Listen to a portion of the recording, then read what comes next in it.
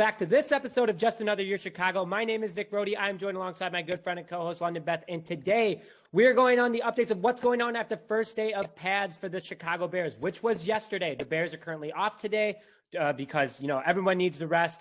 But yesterday was a rocky day for the Chicago Bears. Eddie Goldman is on the COVID list again. James Daniels went down with a thigh injury, adding already to a shaky offensive line. Fights flared up between the offense and defense. Nothing too aggressive, just, a little talking, a little smacking. Got to get the energy up. The defense finally is getting under the offensive skin. The quarterbacks looked great, though. Both Andy Dalton and Justin Fields, and, of course, Nick Foles, who's just ripping apart the third team, and a few other updates from today. But before we begin, we'd like to thank our sponsor, Stupid Car Tray. Tired of your pizza topping sliding, office coffee distracting you while driving, grease and other stains getting on your seat, or you're just enjoying a game on the couch and don't want to lean over? Look no further than the Stupid Car Tray. Proudly USA made, Stupid Car Tray makes your passenger seat or couch a level surface for all transportation and couch potato needs. With accessories like the Stupid Seat Anchor, hand sanitizer bottle, or 100% silicone grip mat, your tray is the ultimate car organizer. With over 20 different color combinations, there's a Stupid Car Tray for everyone. Visit www.stupidcartray.com and use discount code J16 to get 16% off your entire order. Link in the description. Less mess, less stress. Go get a tray and some Chicago pizza today. Nick, let's get into it. Let's get into it, man. Bad day yesterday to be a Chicago Bear. Not to be a fan. It was a good day to be a fan. They were at Soldier Field yesterday. There were fans watching them practice. Looked like a lot of fun. Wish we could have been there. But Eddie Goldman, it was the biggest headline of yesterday. Eddie Goldman was placed on the COVID reserve list due to, they're not sure if he's been exposed or he tested positive. News services did not leak that yet. I did see that someone thinks that he did test positive. So that's a big concern because Eddie Goldman sat out the 2020 season due to his concern with his asthma and how much COVID could impact him potentially. Everyone has a different reaction to it. We've heard that from different NFL players, but Goldman is more high risk due to his asthma. Goldman was considering retirement this past season because of everything that was going on with COVID. He did express to teammates his concern, but he did overcome his fear and decided to come and play football this year. Goldman is believed to be fully vaccinated due to the fact that he was going around Hallis Hall in practice in certain areas, not wearing a mask. And in the NFL, that's a $15,000 fine each day you are caught doing that. So a lot of people believe that Goldman is fully vaccinated. So he did end up getting sick still, unfortunately. We're wishing him a very speedy recovery. He is a huge part of the defense. And they even said, and fans were saying, when Eddie Goldman was on the field performing, there was a different energy to the Chicago Bears because it was just so crazy good how good that front seven was. So London, what is your reaction to hearing this? Very serious matter. Wishing Eddie Goldman a speedy recovery, but what was your initial reaction to hearing the news? Nick, we constantly come on here and we give some hot takes, and usually they're pretty close and accurate. One of my hot takes was that I was extremely nervous about Eddie Goldman coming into this season. I really, really know, and I expected him to be there. He then was contemplating retirement. He sat out last year. There was a little bit of shakiness to start the season and coming into this summer. And I was super nervous. And this just only adds to my nervousness. Okay. He does have asthma. He does have that ability where he can and will retire at moment's notice because he's more worried about, of course, his family and his health and all the kind of things that he should be more worried about than football. But on the flip side, for a Chicago Bears team, Chicago Bears fan, that should scare the crap out of you. Okay. Yes. I don't know, if maybe he just tested positive because he was vaccinated and he might've just had contact and just kind of going through what happens with a lot of people right now in the United States who have been recently vaccinated. If that's the case and he's totally fine, that's great. But look what happened with Cam Newton last year. He was having a pretty good season with the New England Patriots, got COVID, tested positive, just never came back quite right. He couldn't catch his breath when running. He just was having some issues in regards to playing at that level of a professional athlete. That's what I'm most worried about with Eddie Goldman. Are we going to have to sub him out more? Is Blau Nichols going to have more time on the field? Is he even going to come back and show up now that he tested positive? This is something that I think Chicago Bears fans should really look at and somewhat start to get concerned about, because this guy will take his health and his family's health over football. And if we lose him, we're losing a very, very pivotal part of our front seven. And here's what's even scarier to me is that he obviously works very closely with Akeem Hicks, Bilal Nichols, Khalil Mack, Robert Quinn. I believe that the Bears are almost fully vaccinated. Don't quote me on that. I know that they are one of the higher teams of vaccination rates. Minnesota Vikings are the lowest. The Minnesota Vikings are the lowest right now. I'm bad leadership. I know that. I mean, again, there's been a lot of players who are refusing to get the vaccine due to their own concerns. Totally fine. Their concerns, Their concerns. It's everyone's choice. I don't want to push that upon anybody, but the Bears are that's what's good for the Bears is that they are a very highly vaccinated team. So hopefully the Delta variant isn't what got to Eddie Goldman. So more on that. We will keep you guys updated. But again, please, not only just Eddie Goldman, but please, everyone, consider your health. Be smart, be safe, and do what makes you comfortable. If you're not comfortable going to a Bears game this year, I'm sure that, people will respect that. So just keep that in mind. Now let's go to the other side of the football, the very shaky offensive line, which again, that also concerns me too, because obviously Eddie Goldman's hitting these guys. He's breathing on these guys. So, again, not his fault. It's an unfortunate thing, but the lineman's already shaky as is. So stay tuned. Keep a lookout in the next couple of days for the offensive linemen, potentially how they could be reacting to all this, but injuries. Let's start with our main guy, James Daniels. Left the first padded practice yesterday, which seems to be a thigh injury. This could be a massive blow to the offensive line, especially the interior offensive line. Absolutely devastating. Absolutely devastating. I mean, he missed most of last year due to an injury he suffered against the Colts, and he was having a phenomenal season last year. I mean, he was doing absolutely great. Go watch our lineman video to go over his official stats from the beginning of his career. Very young guy, only 23 years old, very talented, and he's on a very cheap contract still. We don't know how severe this injury is. That has not been disclosed. The Bears are being very hush-hush about these injuries this year or any sort of news that could potentially, kind of make the confidence of this fan base go down. But, man, big worry of James Daniels getting hurt. London, let's go through the list. Unfortunately, it's a long list. But before we get initial reactions, let's just go through it. Tevin Jenkins is still out with back soreness, and that's the one that's been concerning coaches and analysts. When coaches start getting concerned, that's where, the fans go, oh, crap, that's not good. No one besides the Bears knows how bad his back soreness is. He was at training camp yesterday at Soldier Field. He was wearing a jersey, but he was just kind of lounging around, talking to people. What's good is that he's walking. He's not like on crutches. He's not in a wheelchair. He's there. He's there. He's there. He's being a mojo guy. He's a big man. You guys got to remember, big guys, injuries happen to them. There are a lot of weight to carry around. Not a good look when he was only involved in one practice this year, though. Guys are now almost have 10 practices under their belt. Bears fans and reporters are starting to express concern, and we do not know who the true left tackle or guard will be, also with James Daniels out. So that's in regards to injuries, but there's always a positive. Larry Borum, impressed, running with the ones yesterday. Had a very strong practice playing what seemed to be right tackle. They roomed Infetti over to left tackle. So they have Borum at right tackle, and he did well. He did okay. And again, the defensive linemen aren't hitting these guys super hard. But, as London would say, this is your shot, big man. This is it. This is your door. It opened. You have to take every advantage of it.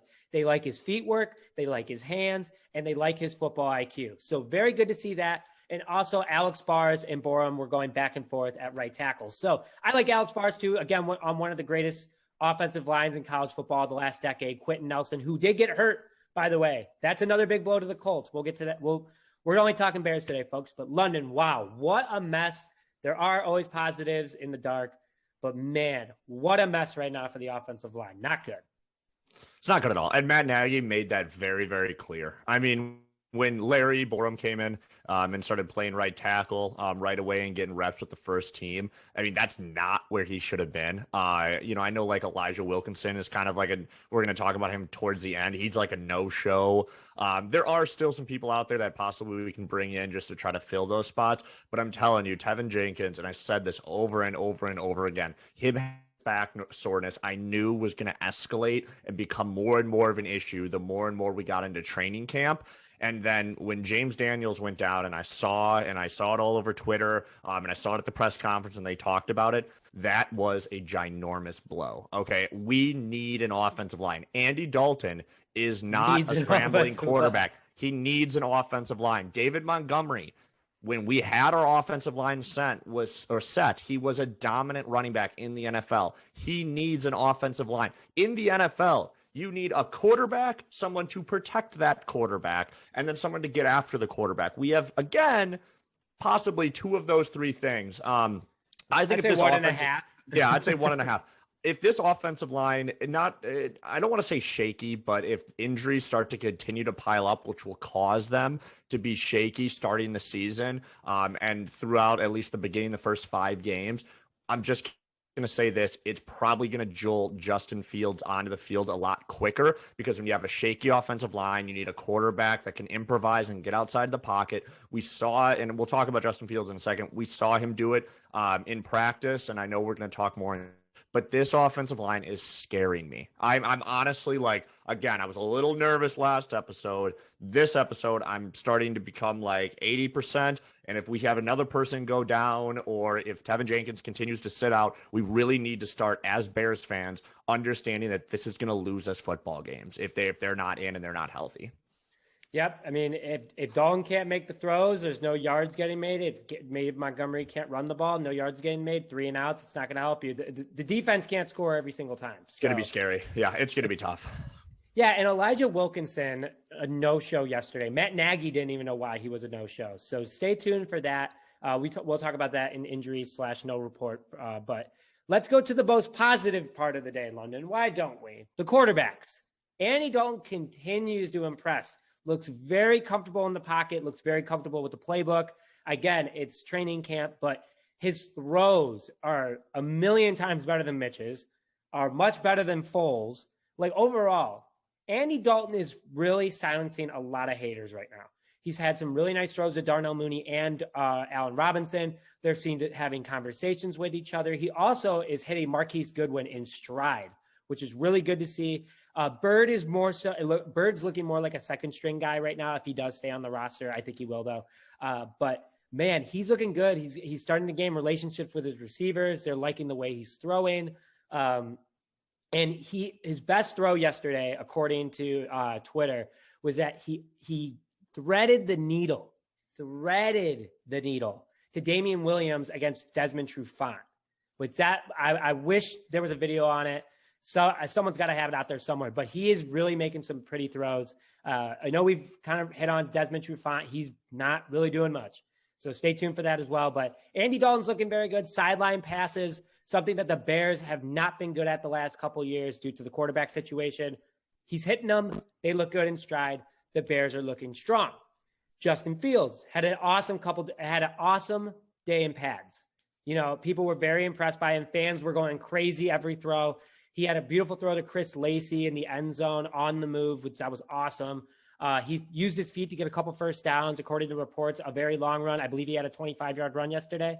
And then he hit a bomb to Rodney Adams, a 45-yard right down the sideline, threaded the needle. It was beautiful. It was like a beautiful steak, put on your plate. Or, if you don't like steak, a beautiful salad, whatever you want to eat. It was just awesome to see. Nick Foles, I think he's going to get traded by the end of the week. I really do think he's going to get traded by Friday. The Colts are a mess. They're a bigger mess than the Bears injury rise right now. But London, overall review of Andy Dalton, Justin Fields, and then do you think Foles will get traded this week? And what do you think the Bears can get for Nick Foles? So the biggest thing, I'll just start with Andy Dalton. Okay. He's been doing phenomenal. Okay. I've only heard great things about his ability to pick up this offense, work with Matt Nagy and just be a leader. And like I said, he, in a press conference, solidified that he is ready to be QB1 the first week. I mean, and that is something, just that confidence is something that, again, we just haven't seen from the quarterback position in a while. And that's really, really great. And like I said, I've only heard great things coming out of camp in regards to him being that veteran QB that is 11 years in this NFL and continuing to look good. What's that going to look like against actual teams? Full go against like the Rams? We'll see. But the Bears have a really good defense. We've stayed healthy other than like Eddie Goldman now. And he's doing really well against them. On to the next one. The most exciting person that everybody wants to hear about. Justin Fields has continued to take steps and progress as a rookie in the proper ways. We talked about last video that he already figured out the entire playbook, could start to envision plays so that he was going to start to do audibles at the line. I've heard that yesterday he started to do that, and he was doing it at a very effective rate. Then on top of that, in the 7-on-7, when he hit Rodney Adams for that 45-yard, he threaded the needle on the left side that would have been a touchdown, like I said, but I think the guy stumbled a little bit and fell down. But the biggest thing, and this is going to go back to our shaky offensive line, I think the offensive line is going to drastically affect when Justin Fields starts if we continue to have these injuries going into the first week. And if that is the case, you should really go look at some of the runs and some of the different things that Justin Fields can do with his legs, because even though it was only a 25-yard run and then he stopped, he shook everybody out of their shoes. I mean, in an NFL game that would have been probably a 45-yard touchdown run by a quarterback, that is something we've never had. Okay. That is something that will greatly benefit this offense in general. Andy Dalton just isn't doing that. So I'm very proud of Justin Fields as a rookie. He is really progressing in the way in which we want him to. And all Chicago Bears fans should continue to be super excited. Nick Foles. I've been saying it for weeks now. All of a sudden on Twitter, all the major ESPNs and Fox Sports analysts and all these big guys that are making way more money than you and I, Nick, they started to hop on that train also. Okay, Nick Foles is tearing up the third team. Been saying it for weeks. He needs to get traded. Been saying it for weeks. I understand that about a week ago, we talked about the Indianapolis Colts because Carson Wentz, that was before Carson Wentz got injured. He was just having a bad training camp. And we started to talk about that this could be a possibility. I know the drama of it. I know the different kinds of things that come with, because of the Philadelphia Eagles. But in the end of the day, Colts fans, you have to understand. The GM and the owner of the Colts have to do what's best. And Nick Foles knows that offense, runs that offense. Give us a 6th-round pick. Take Nick Foles. Fifth. Fifth or sixth. I don't even care because we'll turn it into a starter in Eddie a Jackson. year. Yeah, we'll turn it into a starter in a year. So give us a 5th or 6th round pick. Take Nick Foles off our hand. I agree. I think it could happen possibly after the first preseason because Jacob Eason, they're going to give that kid a shot. I hear it hasn't been going terribly well. I would say after the first preseason, which is, I think the first preseason games are this week, right? Thursday. Yeah. I think, or is it? I'm sorry. It is Thursday. The Hall of Fame game with the Cowboys. Yeah, the Hall of Fame game. Yeah, football's back, everybody, and I think the Colts are going to get Football is back. Football is back. And I think Nick Foles. I think they're going to get a very close look at what their quarterback room looks like, and I think they're going to give Nick Foles a call. Exciting to be a Bears fan. So overall, very happy about our quarterback room, especially if Nick Foles gets moved. I'm extremely impressed by Justin Fields, and he's doing exactly what all Chicago Bears fans hyped Andy Dalton is doing. He is that 1-year, $10 million guy, and right now we are getting every penny of that $10 million worth. And all I'm going to say is that just if we do trade Nick Foles to the Colts, they're not going to chew up all that cap. So we're probably going to end up having to chew up some of the cap, but we're getting rid of a lot of it. So, and for next year. So just keeping that transparent. But yes, very exciting to be a Bears fan in regards to quarterbacks. Here's where things aren't exciting. And I hate to do this. I hate to go from negative to positive back to negative. Injuries and no-shows. Robert Quinn sat out yesterday due to a tight back. Tevin Jenkins sat out yesterday due to a tight back. James Daniels left the field due to a thigh injury. Josh Woods left the field due to a thigh injury. Tarik Cohen has no for sure timeline when he'll return. Looks good, looks ripped, looks ready to go. No for sure timeline when he'll return. Tayshaun Gibson Sr. sat out due to a groin injury. Artie Burns sat out due to a thigh injury. And Elijah Wilkinson sat out for no apparent reason, didn't show up to practice. Their Bears are looking into it. That's a mess. And as you can see, there's a theme, thigh and back. Maybe let's do some stretches. Let's do some butterflies. Let's, touch our toes, just something like that. That is not good. And injuries like that will linger and hurt the Chicago Bears. So there's a lot to consider here. The offensive line is shaky right now. But I was reading Mitchell Schwartz, offensive lineman from the Kansas City Chiefs that was released this past offseason, Super Bowl winner, is still a free agent. I don't know. If we get rid of Nick Foles, get some cap, get rid of Desmond Trufant, get some cap. We already have some cap laying around. Guy's looking for money. Could he come to the Bears? London, what do you think? I mean, what do you think?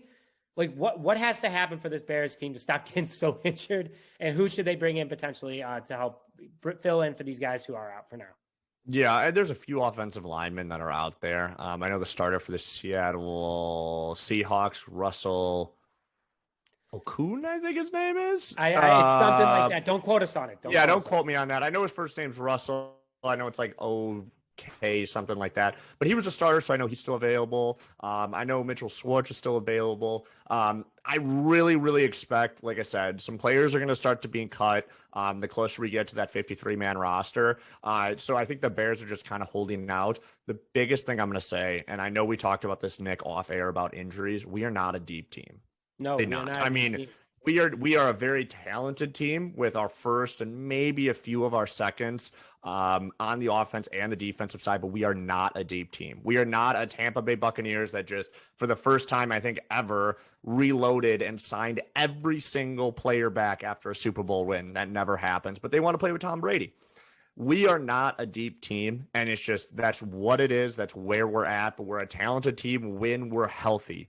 The biggest thing is if these injuries keep lingering, if Cohen just doesn't have that timeline, even though he should, based on his recovery, he should be in. If this tightness continues and we continue to have these lingering injuries, it's going to lead to losses this season. And I'm very nervous about it because injuries were the one thing that I know pre-training camp you and I talked about on our videos and said we got to stay healthy. Like we just have to stay healthy. If we're a healthy team, we're a good team. But if we start to get injuries, we don't have that depth. We don't. And it's going to turn out to be really tough, and it's going to escalate some guys. Like I said, Larry Borum, hey man, good for you getting reps. Good for you doing well when you got that chance. But I don't want to see him be our starting right tackle. Not yet. Maybe in a year, but not yet. But with that, unfortunately, that's the news we're going to end on today. The Bears are off today, so tune in for tomorrow. We do have a special guest coming on. But with that, thank you very much for joining this episode of Just Another Year Chicago. My name is Nick Brody. I am joined alongside my co-host and good friend, London Beth, and we will see you guys tomorrow.